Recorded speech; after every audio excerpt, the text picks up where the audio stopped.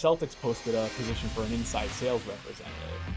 Again, I didn't really know what it entailed, but I applied for it. One of the reasons why I got the opportunity to interview is because rather than like emailing, the Celtics jobs at Celtics.com, I just took a shot in the dark and first initial, last name at Celtics.com for the inside sales manager. It was hers.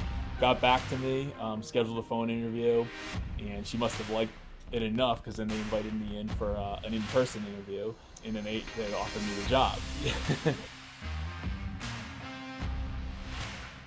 My job at that point consisted of like just cold calling people. It was back before we had the technology that we have now. It wasn't the yellow pages, but it was essentially like come by my desk and just give me a list of names and numbers on paper, and it would just be like you'd have to make 100 calls a day and try to sell them Celtics tickets. Before the Pierce Garnett era, it was at a time when the Celtics were like not popular at all. You couldn't give tickets away. It was a good experience in the sense that I learned a lot and just took a lot of lumps along the road, a lot of rejections. At the end of it, they gave me a full-time opportunity to become an account executive. And then all of a sudden, the Celtics traded for Kevin Garnett. It became like the hottest ticket in town. I think we sold out the entire arena, in less than a week. We were there every day, like 6 a.m. to midnight, literally just like taking orders and like filling orders over the phone. The role became more of like a service and retention role because we sold out. There was like nothing left to sell. At this point, we wanted to retain these customers. For a few years there, that's where I probably got my experience in retention, I would say. It was at a time when the Celtics, when our business model was like you sell and then you service and then you retain. Now we have two different departments. We have a sales department and a service retention department. But this, again, was before then. Then I was promoted to premium sales, which, again, in the sports industry, that would be more of a B2B type sale. Unlike our traditional season tickets, those are multi-year contracts. So your main focus now is like B2B sales versus, your more transactional, I would say, like B2C sale. So longer sales process, different sales process, more relationship building in there. A few years later, I want to be challenged more. I was kind of like over just the sales position role. Typically in our industry, you'll go in two different directions. You'll go to sponsorship sales or you'll go to like management of a sales team. Luck would have it, the director of Celtics member experience and retention left the company unexpectedly. And my two bosses now thought I would be a good fit for the role. A few months prior, I would have never expected to be like heading a retention team because I hadn't done that in several years, but sales and retention go hand in hand. And I've been in this role now. I'm on my third renewal season and I love it. I'm still challenged every day. Every day is very different. I love the business planning aspect of it. I love building our campaigns and I love managing my team. It's challenging, I'll be quite honest with you. It's challenging at times. It's just hard sometimes to get everybody on the same page. Like, sales has one interest in mind maybe, and we might have another interest in mind. About a year ago, we changed offices, and now our sales and service teams sit right next to each other. So I feel like they all now have a better personal relationship with each other. And I think when you build personal relationships with people, you tend to look out for them more in the business world. We've done a few co-branded, sales contests throughout the course of this past year. So again, just to build that camaraderie between our sales and service team. And we've actually put together a small culture committee for sales and service where we have 2 people from my team and 2 people from the sales team co-managing this program, in which it just involves different team building, again, to build that relationship between sales and service. I would say for me, being in service and being in retention and being in sales kind of goes hand in hand. At the end of the day, you are selling. Retaining a customer is sometimes tougher than finding a new customer because they know all the flaws that may exist with the product, right? Like they know reasons to not continue to be a season ticket member because you can make a case there are probably a few reasons to not have season tickets. Whereas a new person, it's like the shiny new toy, right? Like they don't know any of these flaws. So sometimes it's easier, the thought of season tickets sounds great, but there's responsibilities that come along with that. You need to know like how you're going to utilize these tickets, which is the main thing. And some people like that have never had season tickets might not be thinking that, where if someone's experienced it for a year or so, now they know, and they know the reasons why they might not want to do it. So it's tougher to sell that person back. We call it a membership. So we want to provide value that's more than just tickets to the game.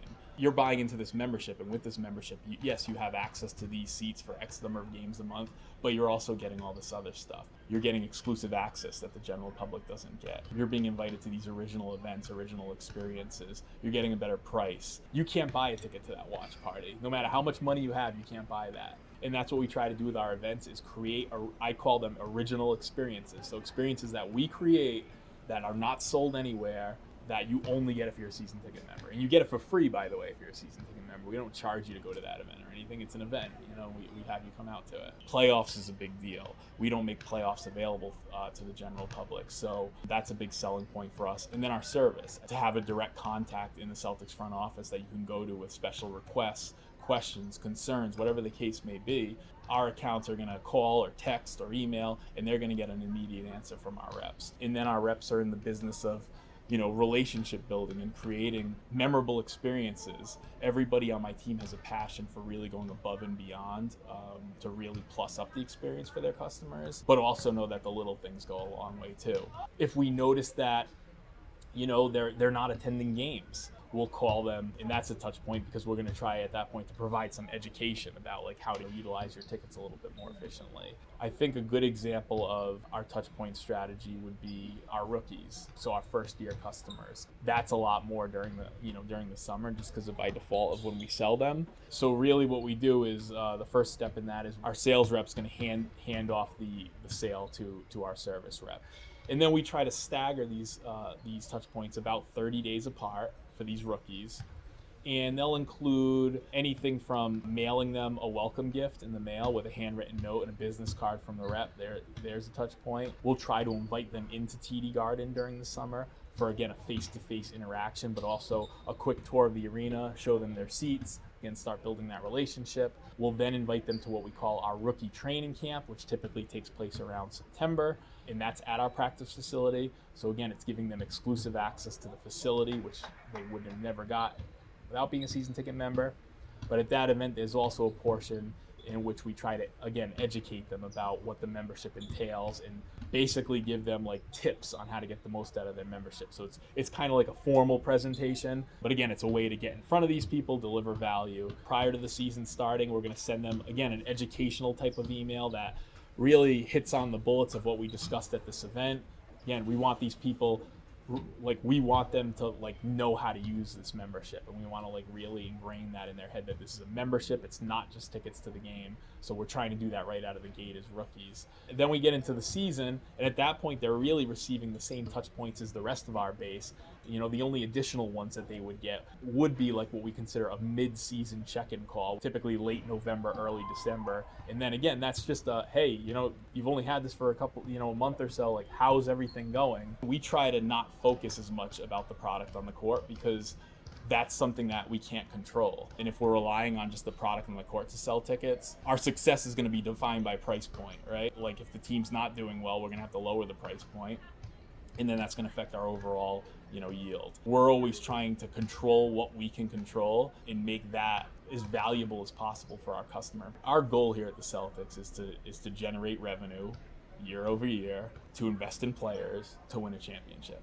That's the company goal right there. We all play a part in that, and in my team specifically, retention is the lifeblood of our business. So we all have a myself included, and I hope my team would say the same thing. We have a strong sense of pride in knowing that what we're doing directly impacts the business and, again, everybody's perception about the team. Because if we don't retain at a high number, we're not going out and signing Kemba Walker. We're not going out and signing Gordon Hayward or Jaylen Brown or Jason Tatum. It's just not going to happen.